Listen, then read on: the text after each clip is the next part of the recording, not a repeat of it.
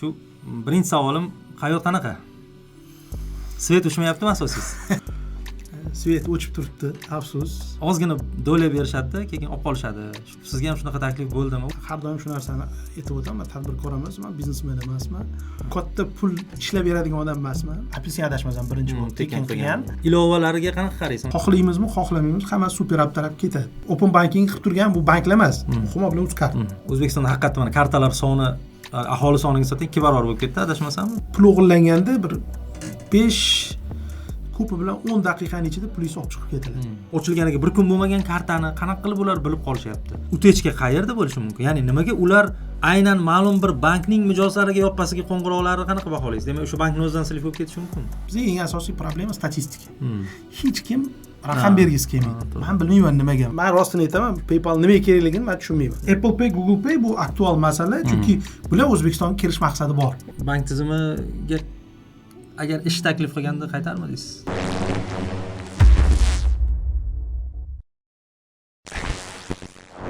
Assalomu alaykum, hurmatli bankers.uz obunachilari, hurmatli bizni YouTube'da ko'rib borayotgan tomoshabinlar.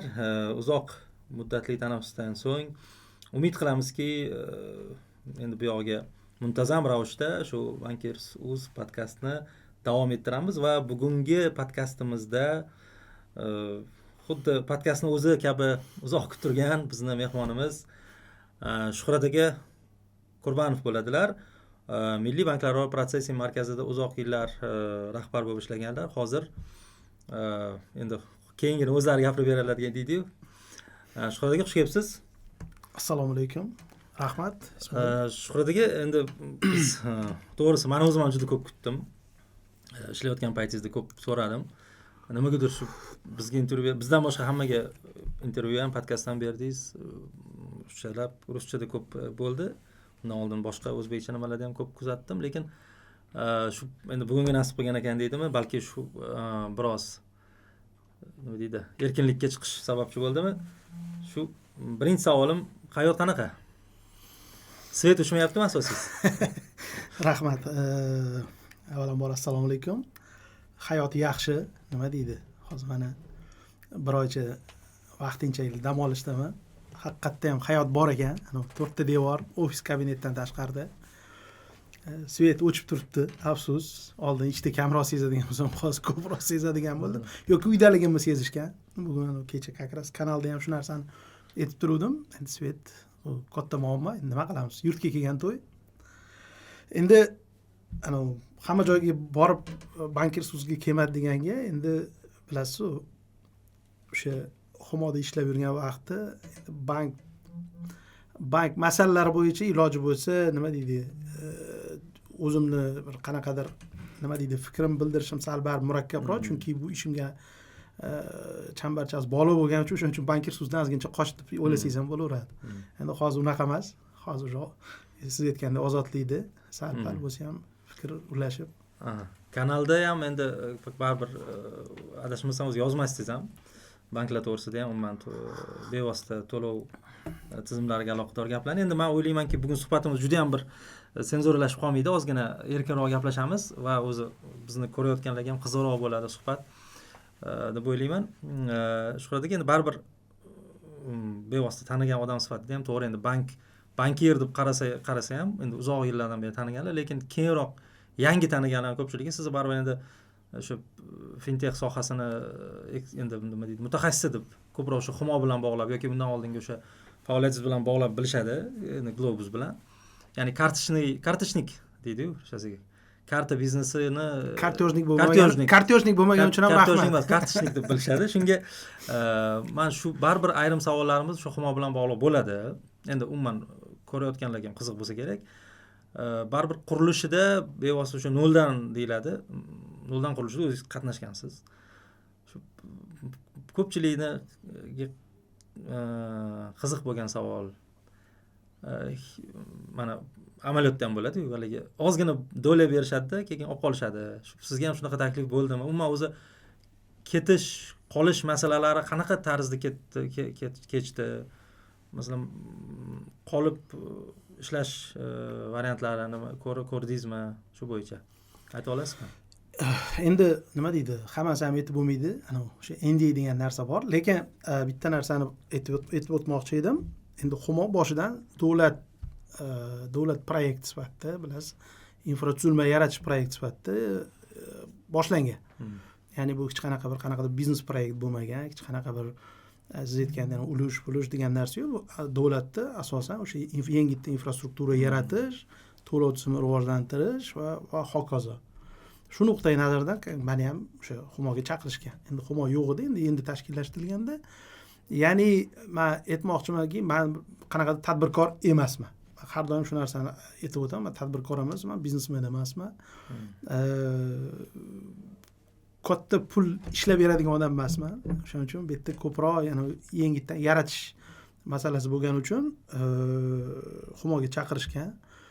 O'ylaymanki, nima deydi, o'sha 5 yil davomida, 6 yil davomida bizdan talab qilingan barcha o'sha vazifalarni deyarli qildik. To'g'ri, kamchiliklar bor, qiladigan narsalarimiz hali ko'p edi, hali ko'p ham, chunki bu karta tizimi, to'lov tizimi doimiy rivojlanib turadigan narsa, lekin o'sha davlat qo'ygan vazifalarni bajardik. Endi vaqt o'tgandan keyin endi nima deydi, hayot o'zgaradi, nima deydi, o'zi o'sha iqtisodiyotdan hamma joyda o'zgarish bo'lgandan keyin shu vaqt kelib o'shani xususiylashtirish masalasi ko'tarilgandan keyin endi davlat bitta xususiylashtirish emas, ya'ni davlat o'zidan nima deydi, berib olish masalasi ko'tarilgandan keyin meni fikrimcha bu yog'iga o'sha birinchi qo'yilgan vazifalar o'sha aktual emas. Ya'ni bu yog'i o'sha to'lov tizimi yaratildi, u ishlayapti. O'sha infratuzilma nuqtai nazaridan asosiy o'sha vaqt qo'yilgan vazifalardan bittasi o'sha xalqaro to'lov kartalar, turistlar O'zbekiston to'lash kerak bo'lgan narsalarni biz qildik, ishlayapti. Endi bu yog'iga menimcha bu yog'iga biznes, endi to'g'ri tushunchada biznesda, biznesda ham ikki xil tushunsa bo'ladi. To'g'ri ma'nodagi biznes. Endi bu yerga mendan ham so'rashganda men ham aytdimki, men biznesmen emasman, men tadbirkor emasman. Iloji bo'lsa bu yerga o'sha biznesmen menejer bo'lgani yaxshi. Chunki davlat nuqtai nazaridan o'sha Humoni ishlashi baribir biznes rivojlantirish nuqtai nazaridan, ya'ni yangi nima deydi, vaqt soatga baribir yangi qon, yangi insonlar, yangi fikrlash kerak bo'ladi. Endi shuni vaqti keldi. O'shanga nima deydi, bitta hech qanaqa men muammo ko'rmayapman. Shu bilan Humo topshirildi. Yangilikda bor edi. Biz o'sha ochiqlangan ma'lumotlarda ham ko'rdik-ku, baribir kuzatuv kengashiga qolish varianti. U tasdiqlandimi yoki? Yo'q, men kuzatuv kengashida qolganman. Endi bu normal holat, chunki baribir nima deydi, 6 yillik qanaqadir bilim bor, nima bor, baribir uni transfer deydimi yoki o'tkazish deydimi, qanaqadir ulash, bu men ovozingiz qolgan ozgina. Ovoz. Endi ovoz deganda kengash deganda baribir ovozi bor odam sanaladi. Endi ovoz degan aksionerda bo'ladi. Endi ovoz nuqtai nazaridan bu yerda qaysi ma'nodaki men baribir o'sha qanaqadir savollar chiqsa, qanaqadir o'sha strategik rivojlanish nuqtai nazaridan men qo'limdan kelganicha yordam berishdan qilmoqchiman.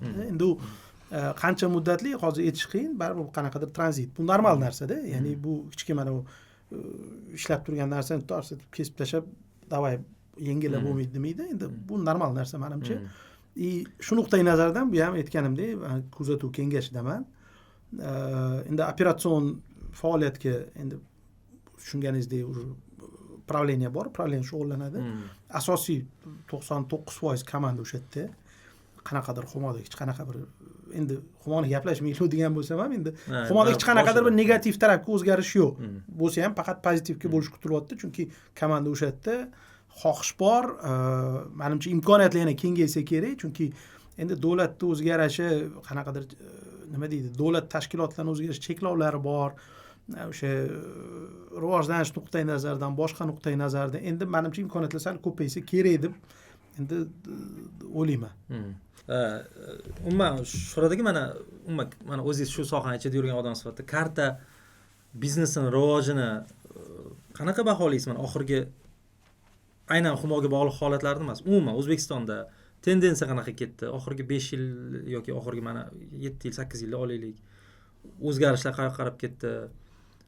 kimlar qaysi trendlarni kimlar belgilab berdi, mana qaysidir trendlarni Humo belgilab bergan, ochib bergan, qaysilaridir Uzcard, qaysilaridir xorijiy tizimlar, uni bir bosqichlarga bo'linadi. Nimalar ta'sir ko'rsatdi? Masalan, orada bir holat bo'ldi, mana karantin. Adashmasam, u ham bir katta ta'sir ko'rsatgan karta biznesi rivojlanishiga. O'zingiz bir umumiy xulosalangizni bera olasizmi shu karta biznesining rivojlanishini bosqichlariga? Endi karta biznesi oxirgi yillar rivojlanishini gapiradigan bo'lsangiz, ana u Humoni etmasdan deb aytolmaysiz. Sabab Humo yaxshi yomonligida emas, chunki bu yerda ko'proq Humo va Uzcard ikkitaligida, ya'ni raqobatligida. Ya'ni masala shundaki, что raqobat paydo bo'ldi, shu nuqtai nazardan rivojlanish bo'ldi. Ya'ni raqobat bo'lmasa, menimcha bunaqa rivojlanish bo'lmasdi. Chunki siz bilan men endi bank tizimida ko'p yildan beri ishlaymiz, uni oldinni ko'rganmiz-da. Masalan, qanaqa karta tizim bo'ladi, boshqasi rivojlanish. Menimcha oxirgi 5-6 yilda haqiqatda qattiq o'zgarish bo'ldi. Ya'ni Uzcard ismi Humo, даже xalqaro kartalarni, mana so'mdagi vizalar, so'mdagi Mastercardlar paydo bo'lishini sababi ham, ya'ni o'sha Humo paydo bo'lib, o'sha yerda raqobat paydo bo'lgani sabab. Ya'ni oddiy aytganda, oldin masalan o'sha terminallarda viza o'tmasdi, masalan-da. Yoki Mastercard o'tmasdi o'sha terminallarda, o'sha eski terminal turardi, Visa Mastercard uchun alohida terminal turadi, esingizda bormi? Endi o'ylab ko'ring. O'sha bilmayman 5000 ta terminal bo'lsa, siz o'zingiz viza ocharmidingiz so'mda? Qor yo'q, 5000 ta terminalda ishlasa. Adashmasam, o'sha gapingiz bo'ldim. Humo ochilgandan keyin bunaqa hali integratsiya boshlandi-ku. Bir boshida eslayman, o'sha viza bilan integratsiya bo'ldi deb. Endi umumiyroq aytadigan bo'lsa, gapingizni baribir ikkinchi kompaniyani ochilishi va uni yangiliklarni kiritib borishi narigi ungacha ham bo'lgan kompaniyaga ta'sir qilgan. Ya'ni qiladi ham. Endi Uzcard vakillari ham siz ham biz ikkalamiz raqobatchimiz, bizga naqd pulga raqobatchimiz deganingiz bilan ham haligi mantiqan baribir ikkita kompaniya endi biznes deb qarasa ham yoki bir bitta sohada bitta dalada o't o'rayotgan ikkita o'ruvchida endi, ya'ni ko'proq o'rishga harakat qiladi baribir.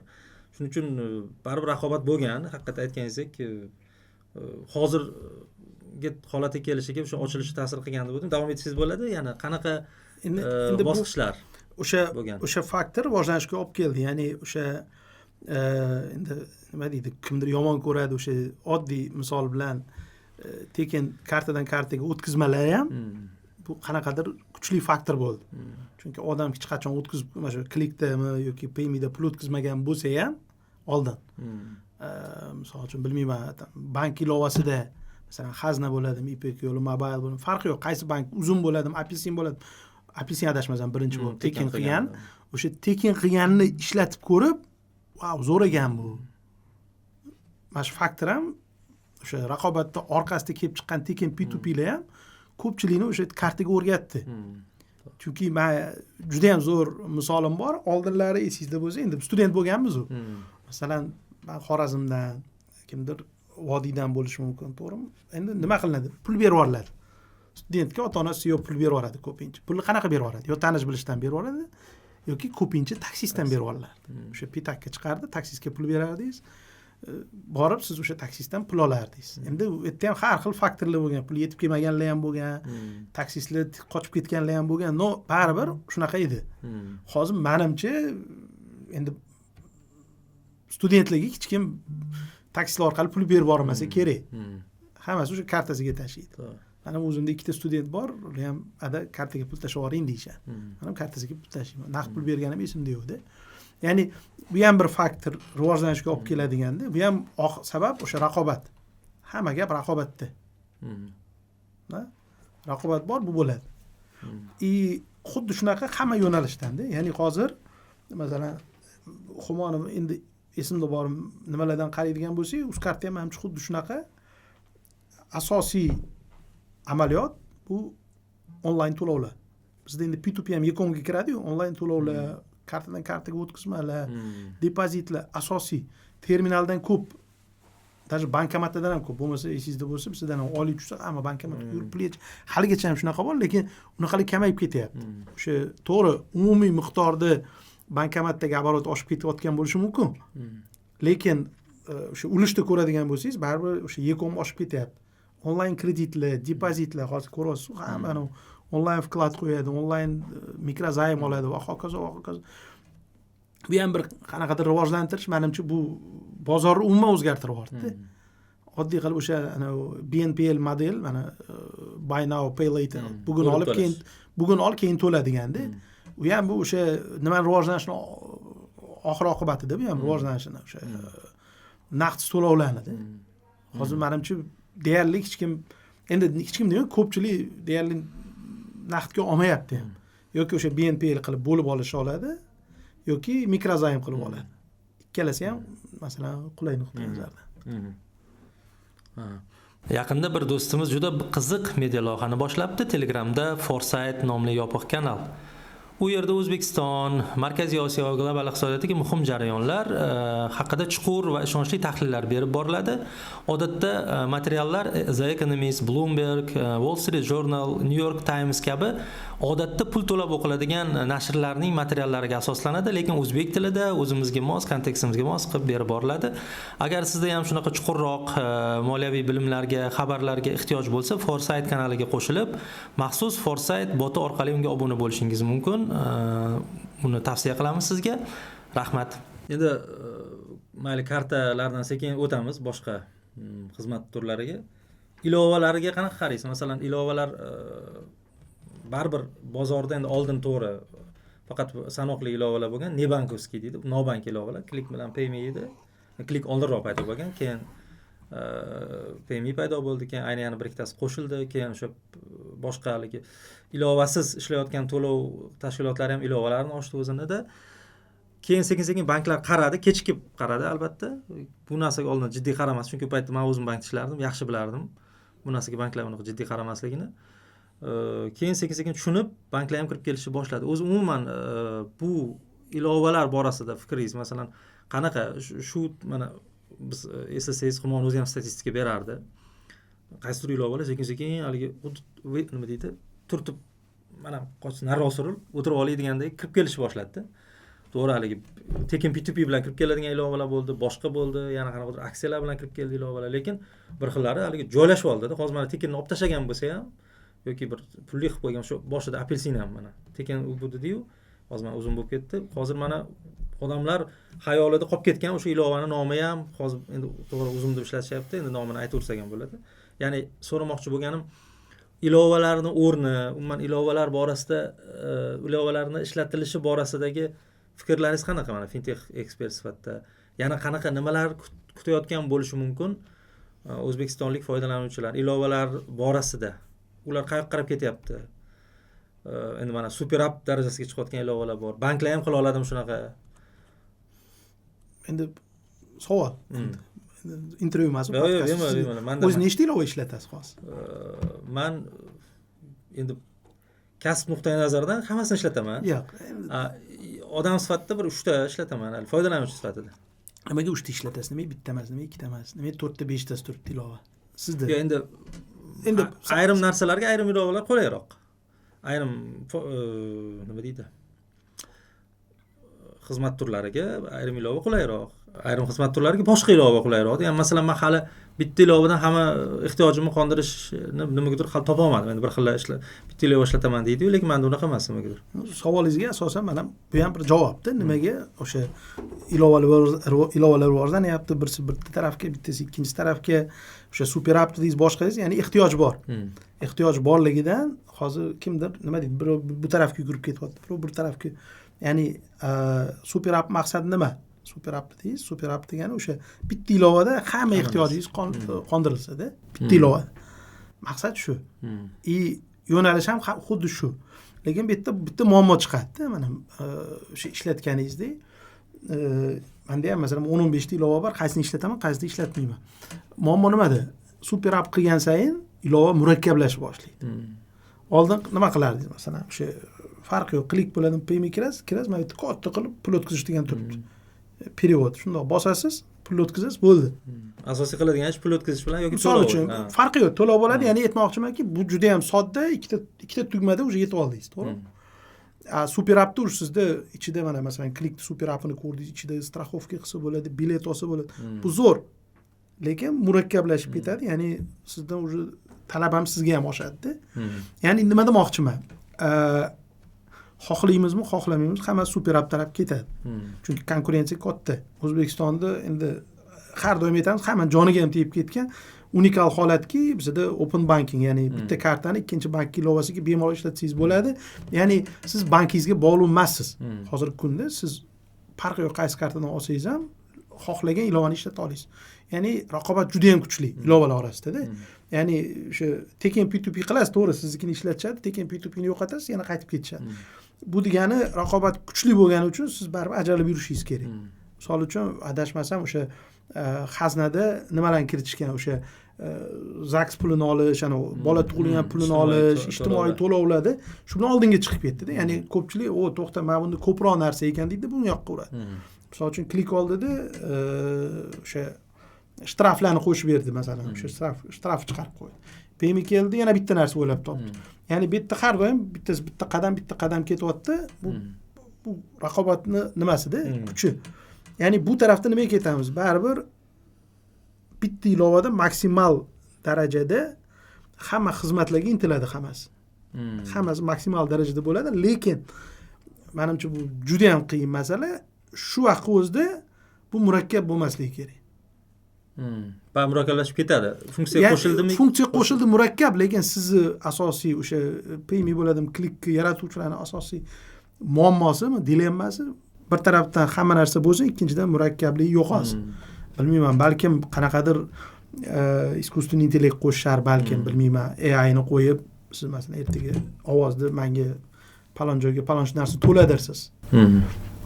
Chunki sizda nima deyman, men bir vaqtlar eshitganim, sizda qanaqadir to'lovni o'zi ehtiyoj emas. Masalan, bir nima uchun to'lamoqchisiz-ku, masalan, gaz uchun siz maqsad to'lovda emas, maqsad sizda gazingiz ishlab turishida, o'chmasligida, svetingiz o'chmasligida. Prosta ma'bid kirib harakat qilishingiz, bu o'sha gazingiz o'chmasligi uchun harakatda. Ya'ni sizdan maqsad o'sha kerak bo'lsa, ertaga gazini qarab qo'ysangiz, endi ana ideal, o'zi qarab, o'zi to'lab, o'zi bilib, qanaqadir bir harakatlar bo'lishi kerak. Bu murakkablashtirishi, balkim soddalashtirish yo'lidir. Bu ana nima deydi, bir fantaziya qildingda, nuqtai nazar. Chunki masalan Alipay bor. Ishlatib ko'rganmisiz Alipay? Men Xitoyda ishlatib ko'rganman-da Alipay. Juda ham murakkab. Qaysi zo'r, hammasini to'lasangiz bo'ladi, lekin ichkariga kirib ketaveradi-da. Bilet olaman desangiz, bilet nimalar chiqib ketadi. Lekin xitoyliklarni ishlatishini ko'rdim. Men bilan tanish xitoy ko'zini yumib ishlatib o'tiribdi Alipay. Lekin bizga juda ham murakkab, chunki biz o'rganganmiz-da, ikkita tugmacha turadi. Shu ikkita tugmacha bilan. Balkim biz ham shunaqa murakkablikni o'rganib qolamiz. Lekin o'sha xitoyliklar bizani masalan klik payme'da nima deydi, qiynalmasa kerak, sodda ko'rinsa kerak ularga-da, ya'ni alifbe kitobiga o'xshab o'rganib ketganda ishlatib. Pasi kundalik hayotida ishlatib yuradi. Vaynamir o'qigandan keyin alifbe kitob o'qiganda shunaqa bo'lsa kerak, bilmayman. Lekin bu ham bu yo'nalish bor, bu eng katta dilemma bo'ladi menimcha. Chunki hamma shunga ketyapti. Mana yana bitta trend bu o'sha nobank to'lov tashkilotlari bilan banklarni qanaqadir integratsion masalasi. Misol uchun siz mana o'sha bankersda ham ko'rsatdingiz, mana aytdingiz TBC Payme masalan, to'g'ri? Bu bitta yo'nalish. Sen bu yerda klik bor. Klik ham skoriy qaysidir bank bilan bir qanaqadir boshladi, yetkazadi, menimcha qanaqadir bir partnerstvo qilib ishlab ketadi. Xuddi shunaqa boshqalar ham, masalan, Paynet ham, masalan, adashmasam, Aziyalyanz bank bilan qanaqadir produktlarni beradi. Xuddi shunaqa. Chunki ilojingiz yo'q. Bankovskiga yutqizib qo'ymaslik uchun qaysidir bank xizmatlarini nobank ham qo'shishni boshlaydi. Endi qarang, hozir qanaqa bo'ladi? Masalan, ko'pincha bir ya'ni praktikadan kelib chiqsa, P2P uchun klik o'tkazasiz, ishlatasiz, misol uchun Payme ni ishlatasiz yoki Paynet ishlatasiz-da. Asosan to'lovchi. Lekin mikroqarz olaman siz. Mikroqarz, depozit va hokazo konvertatsiya boshqa uchun siz bank ilovasini ishlatasiz-da. Ya'ni sizda ikkita nima bo'lib qolganda, ikkita yelka deymiz. Bu yoqdan nima qilib o'tiradi. Baribir xohlang-xohlamay ikkalasini birlashtirganda qanaqadir ana nimada Adam Smithni comparative advantage degan narsa bo'lardi. сравнительный преимущество degandek xuddi shunaqa sizda преимущество paydo bo'ladida. O'shanga bu yo'nalish menimcha shunaqa ketadi. Boya open banking to'g'risida gapirdingiz. Men bir o'qib qoldim. Endi bilmayman, adashmayotgan bo'lsam, Qozog'istonda qaysidir banklar o'sha cheklab, ya'ni open bankingni cheklab, o'zini kartasini faqat o'zini ilovasiga biriktiradigan qilib, mana shunaqa metodlarga ham o'tishni boshlagan deb o'qib qoldim-da. Yo'q, bu yerda qarang. O'zini kartasini o'zini bankiga ulash bu hamma joyda. Ya'ni boshqasi ulab bo'lmaydi. Boshqasiga ulab bo'lmaydi. Ulasangiz ham bu ko'pchilik holatlarda yoki banklar orasida integratsiya bo'lishi kerak yoki nima deydi, har safar OTP'niki one time password kiritib qilishingiz mumkin. Bizda u yoqqa qarab borish mumkinmi? Bizda bo'lishi mumkin. Raqobatchiga olib borib qo'yish masalan. Menimcha bizda teskari bo'lishi mumkin, chunki menimcha qarang, hozir Humo bilan masalan Uzcardni asosiy nimasi qulayligi nimada? Siz xohlagan ilovaga ishlatib yurasiz. Vizada unaqa emas. Vizada masalan siz o'z bankingizni ilovasiga bog'laysiz. Yaxshimi u ilova, yomon, majbursiz shunday ishlatishga. Ilojingiz yo'q. Masalan, o'zingiz bir ishlatib ko'rgan, o'zingiz bilasiz. Har bitta bank plusini ham, minusini ham-da. Ya'ni bizada o'sha open banking oqibatida, ya'ni Humo va Uzcard qilgan o'sha open banking qilib turgan bu banklar emas. Humo bilan Uzcard. Chunki markaziy protsessing bo'lgancha. Open banking rivojlangan. Vizada Mastercard unaqa qilib bo'lmaydi. Agar hozir masalan banklar yo'q, meni kartam o'zimniki, bermayman hech kimga deb cheklashi imkoniyati bor. U qiyin masala emas, u imkoniyati bor. Cheklashni boshlasa, bu Visa Mastercardga nisbatan bitta qulayligini yo'qotadi. Birinchidan. Ikkinchidan, men tushunishim bo'yicha banklarning o'zini ham nimasi yo'q bunga, xohishi yo'q. Sabab juda ham ko'p banklarda, juda ham kam banklarda o'zini mijozi, o'zini ilovasini ishlatadi. Karta ochib boshqa bank ilovasini qo'yib ishlatib beradi yoki to'lov. Даже bank emas, to'lov nima deydi? Xohlagan bitta odamni olsangiz, u odamda katta ehtimol bilan click payme paynet bo'lishi mumkin. Bank ilovasiga nisbatan. Agar cheklab qo'ysa tamom, u bank kartasini ochmaydi degan. Haqiqatda shunaqa bo'ladi. Shuning uchun bu cheklov menimcha bu variant emas. Chunki nima deydi? Butun dunyo tushungan, butun dunyo shunga bormoqchi. Biz o'sha qilib qo'yganmiz u narsani, yo'q o'rtoqlar, biz bo'lmaydi deb, ya'ni 18-asrga demasek kerak deb o'ylayman. Umuman o'zi karta bo'yicha gaplashadigan bo'lsak ham, O'zbekistonda haqiqatdan mana kartalar soni aholi soniga nisbatan 2 barobar bo'lib ketdi, adashmasammi? Oxirgi statistika. Endi statistika bo'yicha baribir ayrim savollarimiz bor, meni ham savollarim bor. Mayli, endi bu yerda qanaqa hisob ketyapti, uni banklarning o'ziga havolayu va tegishli hisobot yig'uvchi organlarga, lekin endi statistika bo'yicha haqiqatda shunaqada 60 million 70 millionga chiqib ketgan kartalar sonida. O'zbekistonda o'sha muomalaga layoqatli aholini sonini masalan taxminan 25 million desak ham 2 barobardan oshib ketgan. Bu degani to'g'ri, ayrim odamlarda kartalar soni ko'p. Bittadan ko'p kartali odamlar soni aksariyati shunaqa. Yaqinda yangilik chiqdi. Bu bo'yicha endi to'g'ri ma'nodagi munosabatingizni bilmoqchiman. Mana kartalar, endi siz bilan o'zim gaplashganda firibgarlik to'g'risida gaplashish kerak baribir. Unga yana yetib boramiz. Kartalarni cheklash bo'yicha ham qaror chiqdi-da. Ya'ni bu 20 ta bitta, ya'ni umumiy kartalar soni 20 tadan oshmasin, bitta bankda 5 tadan oshmasin. Bu endi so'movoy milliy valyuta kartaga taalluqli, xorijga taalluqli emas. Bu bo'yicha ancha bahs munozara bo'lib ketdi. Nimaga u hali pichoqni kimdir pichoq bilan so'yib qo'ygan ekan, butun nimada pichoqni taqiqlab qo'yibdi degan o'xshatishlar bo'ldi, boshqa bo'ldi. Endi biz ham endi savollarimizni berdik. O'sha savollarga javob tariqasida shuni oldikki, bu baribir ta'sir qilmaydi bu yoqdagi asosiy odamlarga. Baribir 20 ta kartaliklar kam, lekin o'sha firibgarlar o'sha 100 talab, 200 talab karta ochib ichida aylantirib yotibdi. Endi umuman o'zi karta borasidagi cheklovlar, masalan mana ikkinchi cheklov, endi cheklov ham deyilmaydi bu. O'sha xavfsizlik chorasi deyiladimi? Shu P2P ni mana oldin shunday ilovani qo'yding, o'rnatding, kartani biriktirding, P2P qilding edi. Mana hozir yangi kiritilgan nima bo'yicha, norma bo'yicha identifikatsiyadan o'tmasdan turib P2P qila olmaydi bu birinchisi. Ikkinchisi kartani biriktirishi bilan 1 soat kartadan chiqara olmaydi. Ya'ni bir nechta cheklovlar bor. O'zi umuman sizni qarashingiz qanaqa? Osonlik bu cheklovlarni, ya'ni osonlik bilan, qulaylik bilan cheklov teskari proporsional degan tushuncha bor. Ya'ni qancha qulay qilsangiz, shuncha cheklovni kamaytirishing kerak. Nima deydi boshqacharoq xavfsiz demoqchi edim. Qulaylik va xavfsizlik teskari narsa bir-biriga. qulay qilganing sari xavflilashib boradi. Xavfsiz qilmoqchi bo'lsang, qulaysizlashib boradi, ya'ni noqulaylashib boradi degan tushunchaga qanaqa qaraysiz? Rostdan shunaqami? Umuman o'zi amaliyotda qanaqa? Mana bu oxirgi o'zgarishlarga fikringiz va umuman yana nima qo'shimchalar qilish mumkin? Endi bu xavfsizlik bilan qulaylik dilemmasi u hamma joyda bor, hamma vaqt bo'lgan ham. Chunki nima deydi? Ko'pincha o'sha firibgarlarni qo'liga asosan ijtimoiy nima deydi? Himoyaga nima deydi?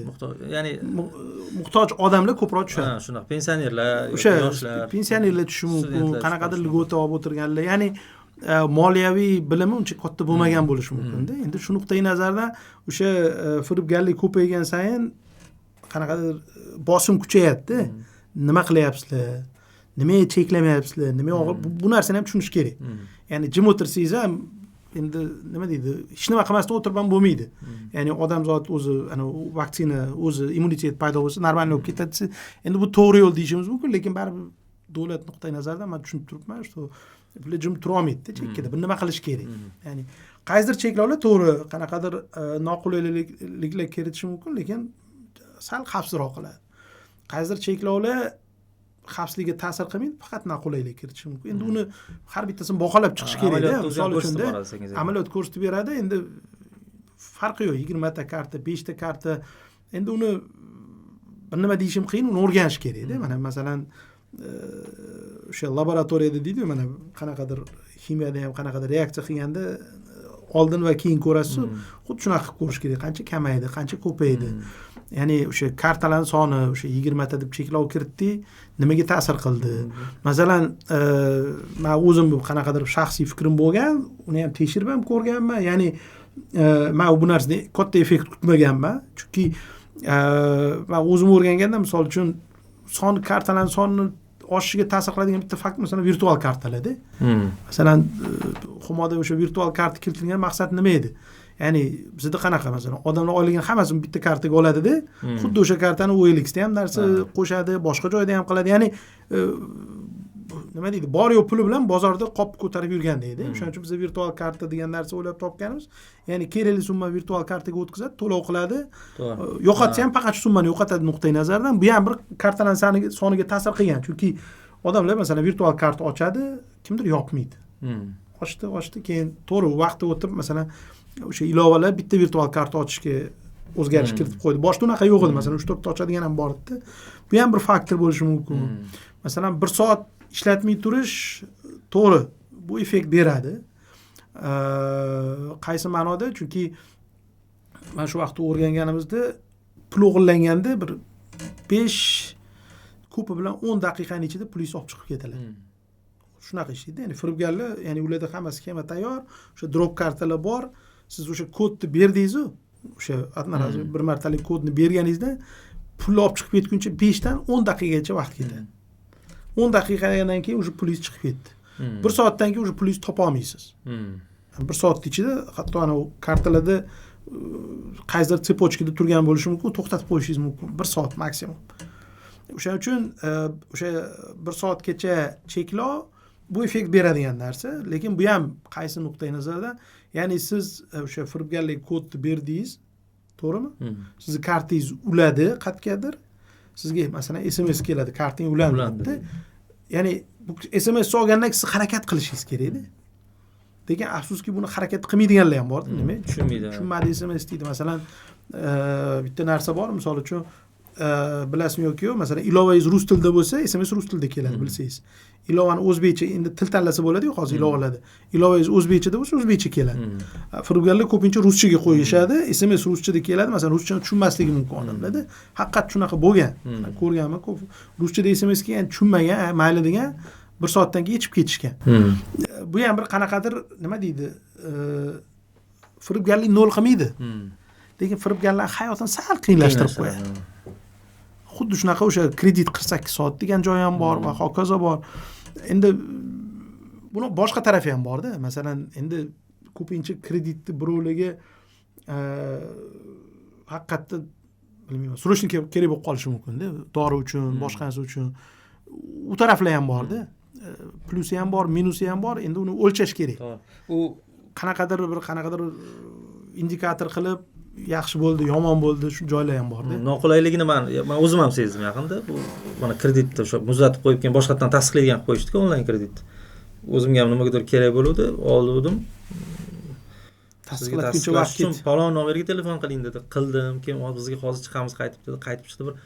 Uni tasdiqlatib olgunimcha ham bir soatga yaqin vaqt ketdi. U telefon qilgandan keyin nimadir men javob bera olmadim birinchi. Ishonmadim haligimga. Yana boshqatdan nima qildim, keyin tekshirib savol ber haligi Twitterda ham bir nima bittasi bir hazil qilib gap yozdi-ku, bir bankning nomini aytdi, onlayn banklarimizdan birini. Falon bankdan kredit oluvdim. Qaytib telefon qilib shu oxirgi marta qachon endi qo'pol qilib aytganda shu hojatxona kirgunimcha so'radi. Qachon kirganimni ham so'radi dedi. Endi ya'ni juda haligi nima kuchayib ketgan. Ya'ni tekshirib keyin adobrit bos. Chunki u agar u tekshirmasdan oxirigacha ham bir qanaqadir risklarni saqlab qolganda bank o'yiniga tushadi. O'yiniga tushib qoladi. Shunaqa qilib qo'yish endi bu ayrim tekshiruv, ayrim nima boyagi filtrlar, qo'shimcha filtr setkalar endi ko'rib boraveramiz.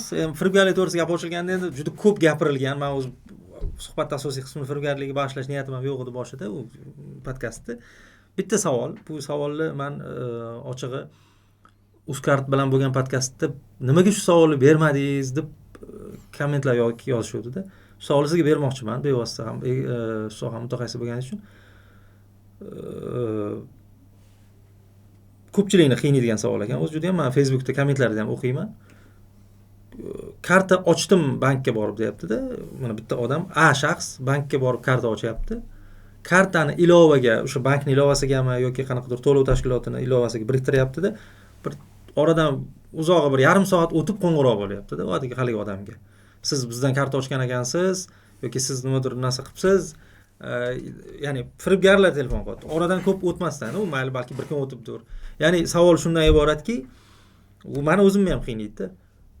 Utechka qayerda bo'lishi mumkin? Ya'ni nimaga ular juda yangi ma'lumot, shu darajada обновление kuchlimi? Ya'ni hali ochilganiga bir kun bo'lmagan kartani qanaqa qilib ular bilib qolishyapti?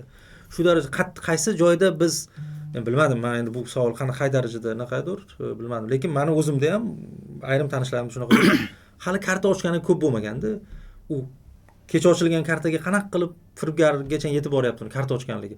Aytib beryapti, palonchi tam siz falonchi ipsonchimisiz? Siz bizdan masalan shartli ravishda bankdan telefon qilyapman, siz bizda karta ochgan ekansiz, hali bankning nomidan telefon qilishi. Qanaqa qilib bankda slif ketganmi yoki boyga biriktirilgan ilovada ketyaptimi? Bunaqa holatlarni qanaqa izohlash mumkin? Men ko'z yuma olmayman bu narsaga. Bu hali ham bor bu narsa. Izohlarda ham o'qiyman. Siz moya знакомая tam deb ruschalab потребителda yozishadi. O'zbekcha maslahat o'zida o'qiyman. Va bu hozirgi o'sha karta bilan bog'liq o'sha ma'lum miqdorda saqlanib turgan ishonchsizlikda, kartalarga ishonch yo'q, sirasiz naqd pul olish kerak deganligi stereotip bor, qo'rquv. Hali oddiy aholi o'rtasida hali ham bor. O'shanga asosiy ta'sir ko'rsatgan narsa shuda, masalan, baribir o'sha sarafandi radio bilan tarqaladi. Men kecha karta ochdim, bugun telefon qildi firibgarlar. Demak, bu o'zini gapi bor ularning. Bankdagilar sherik deb qo'yadi. Ya'ni qanaqa slif ketishi mumkin? Qayerda utechka bo'lishi mumkin shu holatlarga bir o'zingizni qanaqadir nima deydi? Qarashlaringiz bormi bunga? Endi bilaman, maslahat aytishingiz mumkin. Ya bunaqa emas, men ichida yurganman, bunaqa bo'lishi mumkin emas deb. Endi texnik nuqtadan qaraylik. Hozir birovni ayblash noto'g'ri, chunki buni nima deydi? To'g'ri, eng oson javobda men bankdan karta oluvdim, lekin o'sha karta bankdan chiqib ketgandir yoki Uzkartdan chiqqandir yoki Xumondan chiqqandir, eng oson nimada? Lekin bitta narsada hozirgi kunda misol uchun kuniga 100 minglab karta ochiladi. Minglab karta ochiladi. Lekin minglab zvonok bo'lmaydi-ku baribir, 100 minglab. To'g'ri, ayrimlariga bo'ladi to'g'ri. Kimlargadir bo'ladi. Ya'ni bu birinchidan, ikkinchidan hozir siz karta ochganingiz bilan ham siz misol uchun faqat bank ilovasida ishlata olsangiz, faqat bank ichida yursangiz, unda aytsangiz bo'lardi bank qildi deb. Lekin siz kartangizni bir 80 ta ilovaga ulaysiz. Misol uchun-da. Endi 80 ta emas, 5 ta ularsiz, 3 ta ularsiz. Keyin misol uchun Yandexga ulaysiz, uzun marketga ulaysiz, uzun tezkorga ulaysiz, hovlilardan bilet sotib olasiz, bilmayman, Turkishdan bilet sotib olasiz. Ya'ni biz bundoq o'ylab qarasak, kartamiz ma'lumotlari hamma joyda bor. Masalan-da, u hech kim nima deydi, ochilgan prosta kartaga mazmunot ko'rganim yo'q shu vaqtgacha. chunki zvonok qachon bo'ladi? Qachonki siz yoki qayergadir ulaysiz ilovani yo qaysidir nimaga.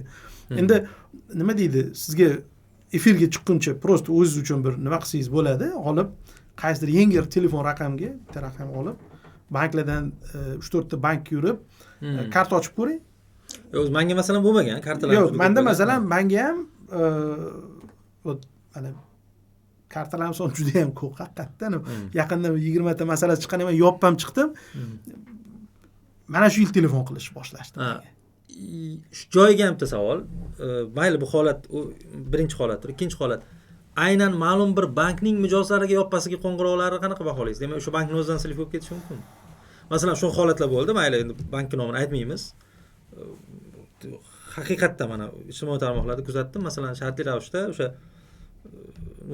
Stakan bank deylik, bankka shartli ravishda. Stakan bankni yoppasiga o'sha mijozlariga qo'ng'iroq boshlandi. Siz bizning bankdan kreditga zaifga topshirgan ekansiz, onlayn zaifga deb boshlandi. Ma'lum bir vaqt o'tib, masalan, Kreslo bankiga boshlandi. Ya'ni qaysidir periodlarda qaysidir bank mijozlariga yoppasiga qo'ng'iroqlar boshlanishi. Uning mijozlariga ham yoki o'sha bankning nomidanmi? O'sha bankning mijozlariga. Chunki menga, misol uchun, telefon qilganlarida karta u bankda karta bo'lmasa ham boshqa bank kartasi bilan chiqishganlar bor. Yo'q, o'sha bankning mijozlariga ham qo'ng'iroq bo'lgan ko'pincha. Ochuvchasiga endi bu yerda bankka ne prichom, ya'ni o'sha aytganda, ne prichom bu birortasiga bank aralashishini ehtimoli qancha? Aralashish deganda u kimdir o'tirib olib, natselinni emas, o'sha ichidagi operatsion risk, masalan, ichidagi xodimi yoki o'sha texnik nimasimi, boshqasimi slif qilish ehtimolini qanaqa baholaysiz? Men bu degani kimdir aybdor emas, biz bankning nomini aytmayapmiz. Boshqacha aytaman. Men qarang. Men bank tizimida xohlasa mana 25 yil bo'lar ekan ishlab yurganimga, har xil yo'nalishda, bank o'zida ham, protsessingda ham, to'lov tashkilotlarida ham, tizimda ham. Men shu vaqt ichida bir marta ham qaysidir bankka vzlom bo'lganini eshitmaganman. O'zi gap borku, programma vzlom bo'lmaydi, odam vzlom bo'ladi. Yo'q, mana masalan, hakerlar vzlom qilganini eshitmaganman. Menda unaqa bitta ham fakt yo'q. Shu vaqt o'zida ichki frod degan narsa bor. Ichki frod afsuski bor. Ya'ni bank ichidan qaysidir holatlar ma'lum, qaysidir holatlar noma'lum, bunaqa faktorlar bor. Bank ichidan vzlom bo'ladiganlar. Mutaxassislar biladi buni. Qachon, qaysi bankda, qay tarzda vzlom degan. Vzlomda bo'lmaydi buni, chunki xodim do'sti bor, o'sha noqonuniy ishlatgan o'sha do'sti. Ishlatgan xodim yoki bo'shab ketgan sobiq xodimlar qilgan bor uni holat. Bu ko'pincha ishlab yurgan xodimlardan. Bu ichki frod deydi. Ichki frod mavjud. Ichki frodning ichida aytganingizdek telefon o'sha utechka ham bo'lishi mumkin. Ichki frod nuqtai nazardan bu bo'ldi degan gap emas, bo'lishi mumkin. Texnik nuqtai nazardan-da. Chunki menda bitta ham fakt yo'q, men bu bankdan utechka bo'lgandim. Chunki nima deydi, bozor kichkina-da. Ya'ni banklar ko'p bo'lsa ham baribir eshitdim, palonchi bankda mana bu narsa bo'libdi deyshadi. Men bitta ham holat eshitmaganman, qanaqadir karta ma'lumotlari chiqib ketgan, boshqa narsa chiqib ketganligi to'g'risida. Bu birinchidan. Ikkinchidan, ichki frodda agar frod ichki bo'ladigan bo'lsa, hech qanaqa SMS ham o'g'irlash oson demoqchiman-da. Ya'ni siz bilasiz, bank ABSiga odam o'sha dostupi bo'lsa, hech qanaqa kod ham kerak emas, boshqa ham kerak, yecha oladi. Masalan-da. O'sha yerda o'zi o'g'irlab qo'ya qolardi, zvonok qilib o'tadi. Agar zvonok qilmasdan debdi, lekin shu vaqtning o'zida menda boshqa qiynaydigan savol bor. Yaqinda esingizda bo'lsa, mana bu pensionerlarga uy telefonlariga telefon qilib, men o'g'liyman, militsiyaga tushdim, avariya bo'ldim. Bitta bankda bor ma'lumot emas-da bitta. Bitta shaxsiy ma'lumotlar. Birinchidan uy telefon raqami, banklarda hammasida mobil raqam turadi. Hozir hamma joyda mobil raqam, uy telefon raqami. Ikkinchidan oila a'zolari to'g'risida ma'lumot. Ovozlarigacha ham o'xshatib. Endi ovozlarida u qanaqadir nima qilingan bo'lishi mumkin, lekin oila to'g'risidagi ma'lumotda. Uy telefoni, oila to'g'risidagi ma'lumot va shaxsiy qanaqadir ma'lumotlar. Bu savolga menda javob yo'q. Qayerdan chiqib ketgan?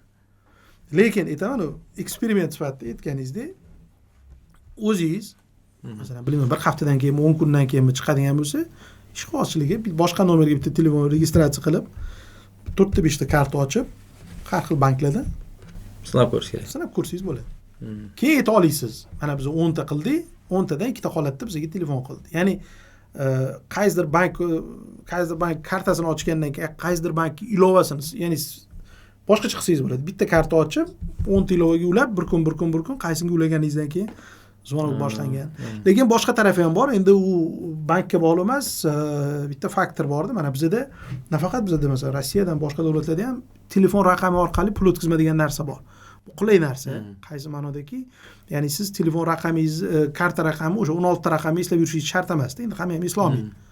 Men masalan hech bir o'zimniki ham esimda yo'q-da, o'sha 9860 u yog'i esimda yo'q. Telefon raqamini kiritasiz, kontaktdan u sizga bor kartalarni ko'rsatadi. Kartani ko'rsatganda ham oxirgi 4 ta raqamni bankini ko'rsatadi.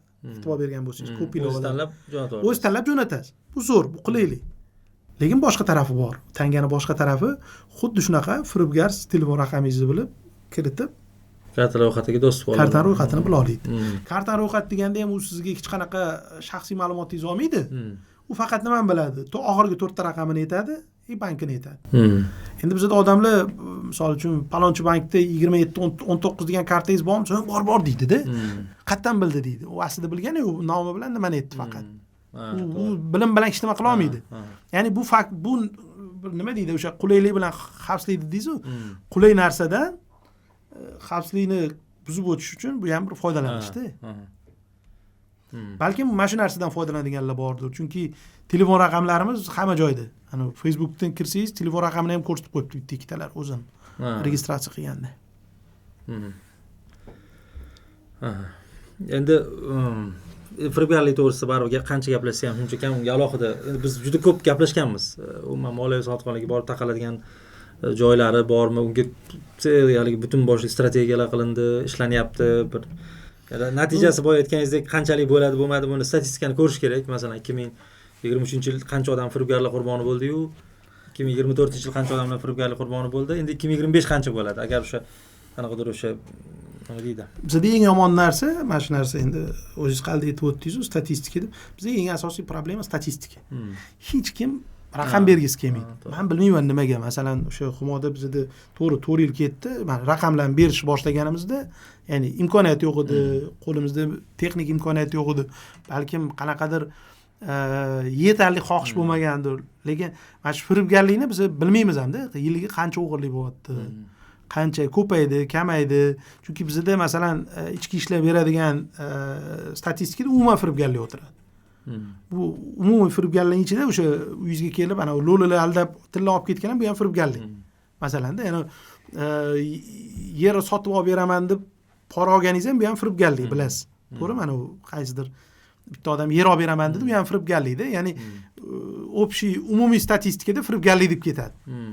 Uning ichidan qaysi biri, ya'ni o'sha kartalardan o'g'irlikni bizda hech qayerda yo'q. Men ko'rmaganman-da, qaysidir umumiy qilib aytilgan bo'lmasa, mana statistika berilsa ham menimcha buni o'lchashga imkoniyat berardi-da. Chunki bitta foizini ko'rish kerak. Misol uchun bilmayman, oyga misol uchun 100 trillion onlayn to'lovlar bo'lishi mumkin-da, to'g'rimi? O 100 trillion so'mlik misol, bilmayman endi. 100 trillion so'mda 10 milliard firibgarlik bo'ldi. Bu ulushini ko'rish kerak. Ulushini ko'rish kerak, qanchalik muammoligini ko'rish kerak. Hozir mana shu 100 trillionlik endi men aytmayman bu bilan kurashmaslik kerak. Muammoni hajmini ko'rish kerak-da. O'ylash kerak, bu muammo uchun men bu yoni pulni yopib tashlash kerakmi yoki yo'qmi? Yoki qanaqadir adresni ishlash kerak edi. Shuhrat aka, mana yana bir yangiliklardan bevosita PayPal, Apple Pay bilan Google Pay ishga tushib ketadi 2024 oxiriga deyishdi. Yana nimadirlar, orada biz ularni nimasini qo'ya olmaymiz, chunki ular qonunchilikka javob bermaydi. Bu yoqqa olib serverni joylashtirish kerak degan savollar. O'zi umuman ma'lumotlarni joylashtirish degan bir og'riqli masala. Ya'ni nima deydi? Ma'lumotlarni O'zbekistonda saqlash degan masala. Bularning ochilishi va mana TBC bankda ishlaydigan xodim Oliver Hughes nima bilan mamlakat rahbari bilan suhbatda savol ham berdi. Taklif ma'lumotlarni oblakaga joylashtirish masalasini ko'rib chiqarib bor. Bu yo'nalishda qanaqa qaraysiz umuman?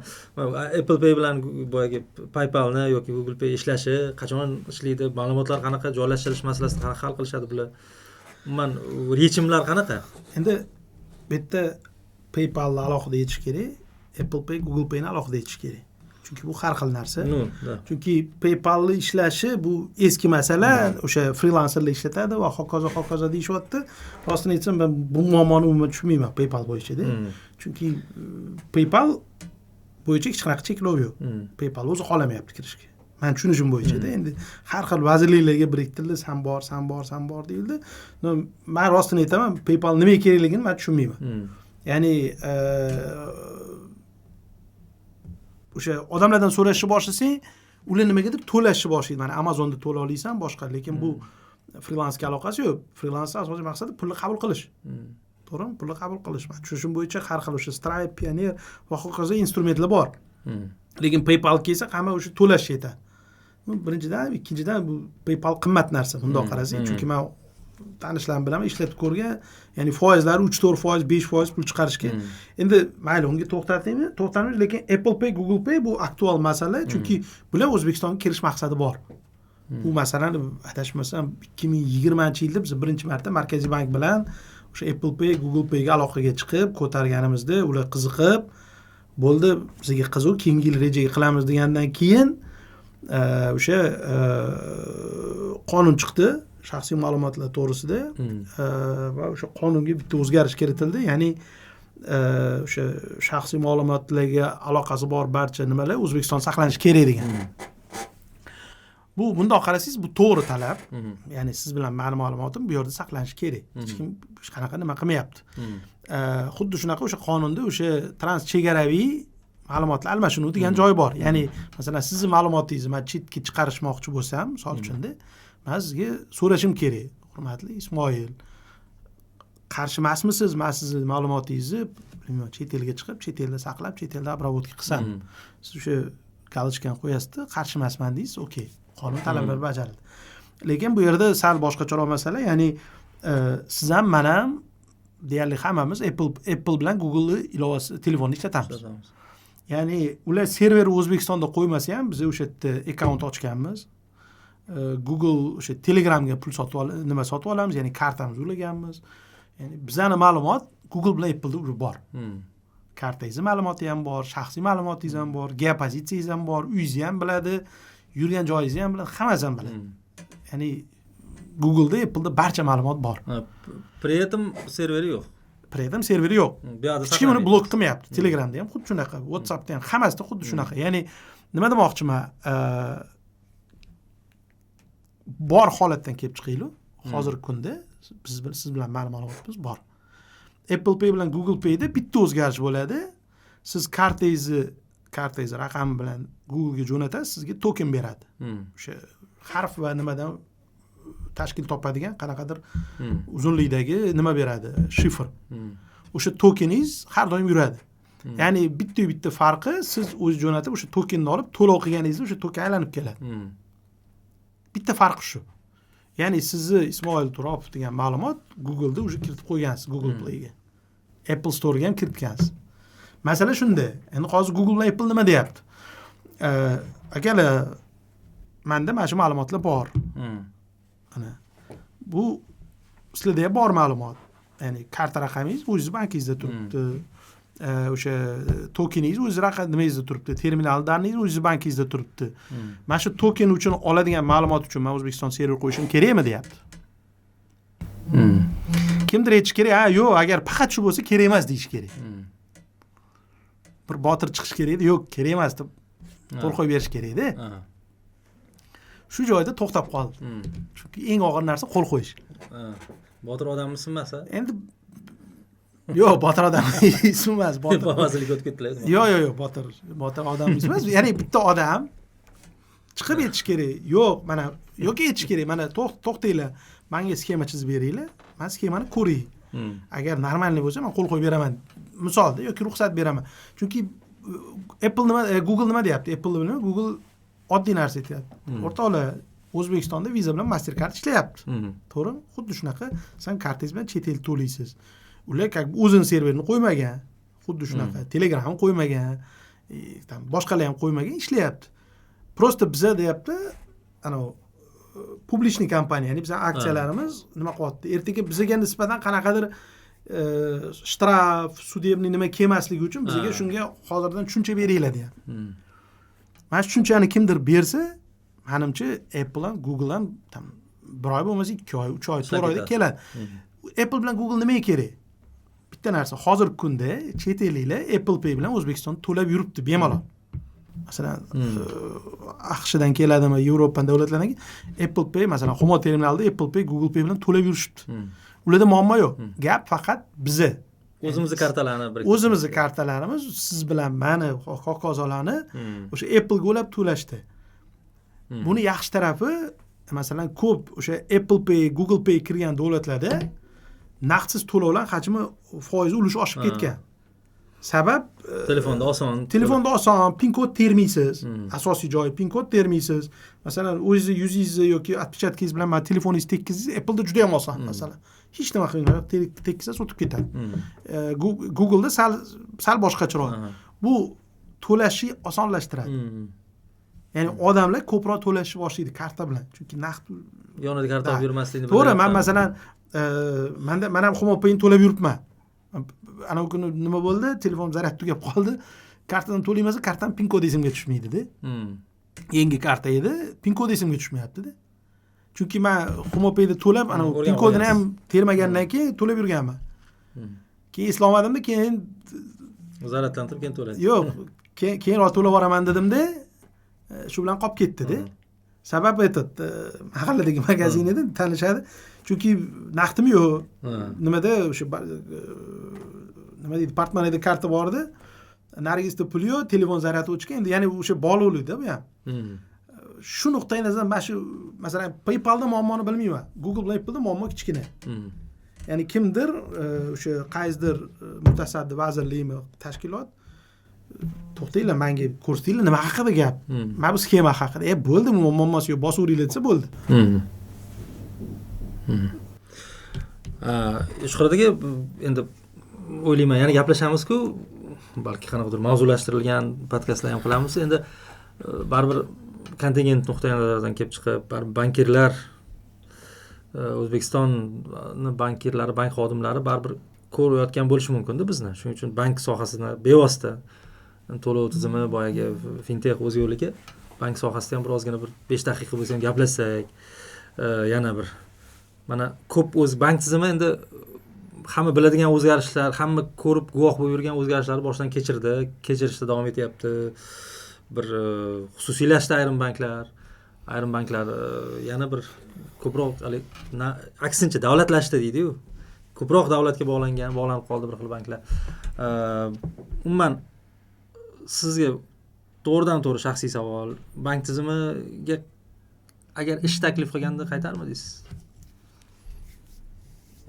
Men hozir ayni damda mana bo'lishi mumkin, boya aytilgandek. Mana stakan bank deylik. Bizda deydi oqsab qoldi, nima karta tizimi yoki tam sotuv deydi. Chief boyagi nima deydi, retail officer lavozimi deylik masalan. Chakana bo'yicha kelib yordam beringani qaytarmaysiz. Bu o'ta shaxsiy savol o'zi aslida. Endi ya'ni bank tizimiga qanaqa bir o'zingizni nimangiz bormi? Qiziqishingiz? Endi bank tizimi xohlaysizmi, xohlamaysizmi, aytganimdek 25 yil o'sha atrofda yurgandan keyin endi har xil variantlar, endi ochiqchasiga aytaman, har xil variantlar ko'ryapman. Har xil takliflar ham bor, bank ham bor, nobank ham bor, startaplar ham bor, qanaqadir xalqaro o'sha chet elda ham qilaylik deganlar bor. Men hamma variantga tayyorman. Endi menga asosiy narsa ish qiziqligi. Chunki men endi sal ana qanaqadir bir narsa yaratish tarafdoriman-da, ya'ni nima deydi, noldan bir nima yaratib oxiri mahsulni ko'rsangiz sizga qiziq bo'ladi. Agar ko'rmasangiz ana tayyor rutinaga kirib ketish u menga uncha qiziq narsa emas-da. Shuhrat aka ko'p gaplashish mumkin, Shuhrat aka bilan o'zi ayniqsa ikkalamiz bizdan ham ko'p gaplar podkastgacha ham bo'lib gaplashib bo'linganligi uchun xuddi haligi boshqatdan takrorlamaylik bu savollar degandek bera olmayman ayrim savollarni, chunki gaplashib bo'lganmiz bu sohada. Endi men podkastdan foydalanib aytmoqchiman, bu regularni, ya'ni muntazamlikka olib chiqmoqchimiz. Chunki bank va fintexda doimiy gaplashib turish kerak. Chunki mana bir safar siz, bir safar yana boshqa mutaxassis har safar bitta odam gapirib tursa, yangi g'oyalar muhokama bo'ladi. Shuning uchun ochig'i barcha narsa mablag'ga borib taqalyapti. Ayrim banklar so'rayapti, qani bir podkast olib ko'rchi, bir ko'raylikchi, bir foydali bo'lsa bo'ldi, biz homiylik qilamiz. Bu endi iqtisodiy nimasi manfaatini o'ylaydi-yu bank o'zi ham, qani biz foyda ham ijtimoiy endi shuning uchun kezi kelganda oxirgi savol berishdan oldin aytmoqchi edim. Endi bank, yana shu bankka to'xtalamiz. O'zingizni mana baribir 25 yillik bankier sifatida ham prognozlaringiz bank tizimiga doir umumiy mana bo'layotgan o'zgarishlardan kelib chiqib, oxirgi yillar davomida bo'lgan o'zgarishlar, keyingi o'zgarishlar, endi men endi aynan falon yo'nalishda demayman, karta biznes sohasida yoki chakanada demayman. Umuman egalari borasida mana oxirgi ochilgan yangi banklarga kutuvlaringiz qanaqa, kutilmalaringiz, boshqa yo'nalishlar bo'yicha kutilmalaringiz qanaqa? Shular bo'yicha aytsangiz-da, keyin shu bilan tugatsak. Duo qilamiz. Keyin duo qilamiz. Endi qarang, men har doim nima deydi, xafa bo'lib yurganim o'sha chakana biznes banklarda ana o'gay farzandga o'xshab kelganda, o'zingiz ham bilasiz, ana shu kartochka yo'nalishi bo'ladimi, ana depozitdan faqat ana oldinlaringizda o'zi reja bo'lardi, vkladlar bo'yicha reja bajarish uchun foizlar chiqalardi. Ya'ni qanaqadir bir остаточный prinsipda ishlatib kelinganda nimalar. Chakana biznes hamda bankda hech kim qanaqadir bir chekkada, hamma korporativ, hamma kreditnik nima bo'lgan. Xudoga shukr bu o'zgardi. Oxirgi masalan 5 yil bo'ladimi? Endi yildan-yilga o'zgarib ketyapti-da. Ya'ni o'sha banklarda ham bir tarafdan o'sha sifrovoy raqamli banklar paydo bo'lgan. Masalan, bilasiz-ku, ikkitadan bitta bank, men raqamli bankman deb boshladi, lekin ko'pchiligi nomi raqamli-da. Hali qiladigan ish ko'p. Aytmoqchimanki, rivojlanadigan yo'nalish bor. O'sha roznitsa sektorida bo'ladimi? Plastik karta, bu plastik karta bu qanaqadir bir instrumentda. Bu ertaga hisob raqam bo'lar, boshqa bo'lar. Bu rivojlanishi aniq. Asosiysi banklar, bank rahbarlari, aksionerlar tushunib yetdiki, to'g'ri, misol uchun AGMK, NGMK mijoz nuqtai nazaridan bu zo'r. Lekin jismoniy shaxslar bu ko'proq, qayerdadir bu stabilroq, ya'ni paqet nima deydi, AGMKsidan ketib qolsa bank o'tirib qoladi. Diversifikatsiyalashganroq. Diversifikatsiyalashga, ya'ni bu qanaqadir bir potok birdaniga ketmaydiganda, bu sal stabilroq bank nuqtai nazaridan-da. Keyin o'sha marketologlar ham yaxshi ko'radi-ku, cross продажа deydi, shu xuddi shunaqa cross sotuv deganda, o'sha chakana o'sha biznesda o'sha mijozlaringizga qo'shimcha o'sha xizmatlarni sotish.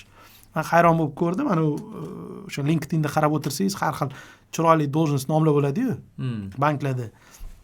Qarasam o'sha BNPL bo'yicha o'sha рассрочка deydi, endi odam bizda ko'pincha рассрочка deb aytishadi. O'sha yo'nalish bo'yicha alohida qanaqadir mutaxassislarni chaqirib, chunki bu hech qachon bank biznesi bo'lmagan, bilasiz.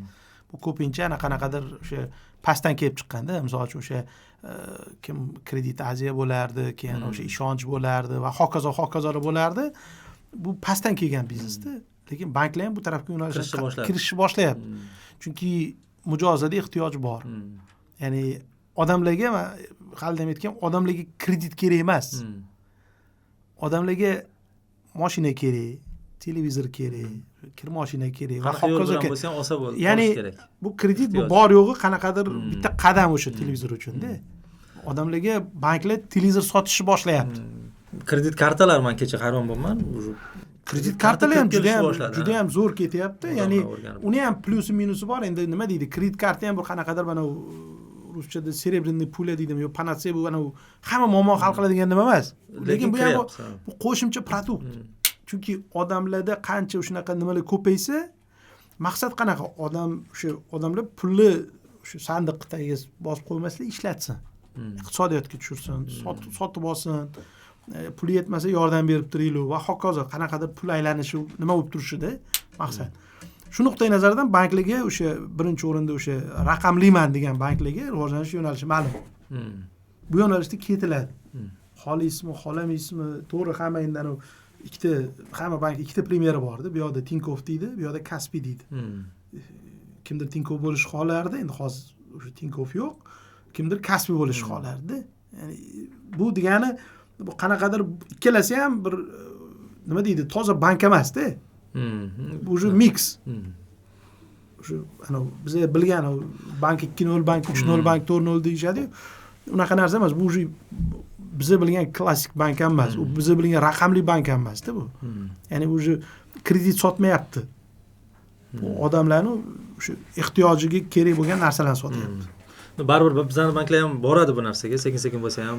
Iloji yo'q. Chunki oddiy kredit beraman, depozit olaman bilan uzoqqa borib bo'lmaydi-da. Chunki to'la. Oldinlari to'g'ri, farqi yo'q edi. Agrobankka borasizmi, Xalqbankka borasizmi, bir xil edi. Hozir Xalqbank oldingi Xalqbank emas.